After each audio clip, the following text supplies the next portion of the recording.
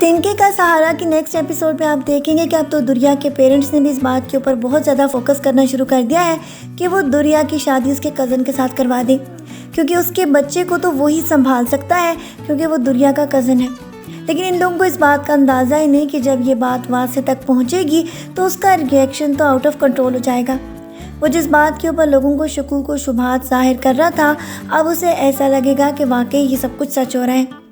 یہ بات تو دریا کو بھی قبول نہیں، کیونکہ اس طرح تو واسطے کے لگائے ہوئے سارے الزامات سب کے سامنے سچ ثابت ہو جائیں گے، اور دوسری طرف دریا جو کہ اپنے آپ کو اس بات کے اوپر بہت زیادہ قصوروار ٹھہرا رہی ہے کہ وہ بات کو طول نہ دیتی اور واسطے کو برداشت کر لیتی تو شاید حالات اس سے زیادہ مختلف ہوتے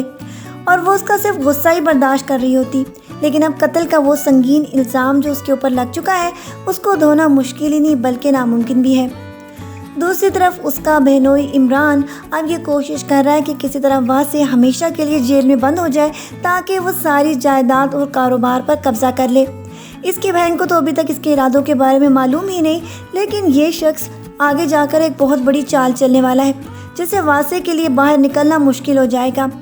دوسری طرف آپ یہ دیکھیں گے کہ اب واسطے کی بہن اور ساتھ ساتھ اور لوگ بھی اس بات کے اوپر فوکس کرنے والے ہیں کہ واسطے کو نکالنے کا صرف اور صرف ایک ذریعہ ہے کہ اس کی بیوی قدر اسے معاف کر دے، یا تو وہ دیت لے لے یا پھر واسطے اس سے شادی کے لیے پیغام پہنچا دے اور یہ بھی کہہ دے کہ وہ اس کی کفالت کرے گا اور اس کا ہمیشہ خیال رکھے گا، تو شاید اس کی اس قتل کے مقدمے سے جان چھوٹ جائے۔ اس کے گھر والے تو اس بات کو مان بھی لیں کیونکہ وہ تو پہلے ہی قدر کے اوپر اس بات کا الزام لگا رہے ہیں کہ واسطے نے کیوں ان کے بیٹے کو مارا تھا،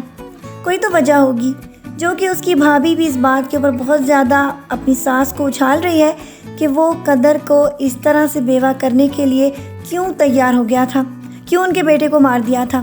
ابھی تک تو سب کو اس بات کے اوپر پتہ ہی نہیں کہ واسطے اس وقت صرف اور صرف غصے میں آ کر اس گھر پر گولیاں چلا رہا تھا، لیکن اس کے سسرال والوں کو کون سمجھائے۔ قدر بیچاری جو کہ اپنا ہسبینڈ بھی کھو چکی ہے اور اس کے ساتھ ساتھ اس کی بے رنگ زندگی جو کہ یہ لوگ اس کو بنانے پر مجبور کر رہے ہیں، اب اس کے پاس کوئی بھی چارہ باقی نہیں رہے گا۔ اس کے لیے زندگی اجیرن بنانے والی کوئی اور نہیں بلکہ یہ فرسودہ رسومات ہیں، جبکہ ہمارا مذہب تو اس بات کی اجازت ہی نہیں دیتا۔ اسلام میں شوہر کے مرنے کے بعد عورت کو مجبوراً بیوگی کی زندگی گزارنے پر مجبور نہیں کیا جا سکتا، صرف 3 مہینے کا اس عرصے کو گزارنا اس کے لیے ہوتا ہے تاکہ اس کے پریگننٹ ہونے کا پتہ چل سکے، اور اگر وہ نہیں ہے تو زبردستی کوئی بھی اس کو دوسری شادی کرنے سے منع نہیں کر سکتا۔ لیکن جس طرح فرسودہ طریقے سے یہ لوگ اس بیچاری کے اوپر اپنی فوکس کر رہے ہیں کہ وہ بیوگی کی زندگی گزارے، تو یہ بہت زیادہ بڑا گناہ ہوگا کیونکہ ہمارا مذہب اس کی اجازت نہیں دیتا۔ آپ کی اس کے بارے میں کیا رائے کہ کیا قدر کو دوسری شادی کر لینی چاہیے یا اسی طرح اپنے شوہر کے نام پر اپنی ساری زندگی گزار دینی چاہیے؟ پھر ملتے ہیں نیکسٹ ایپیسوڈز کی پرومو ریویوز میں۔ اللہ حافظ۔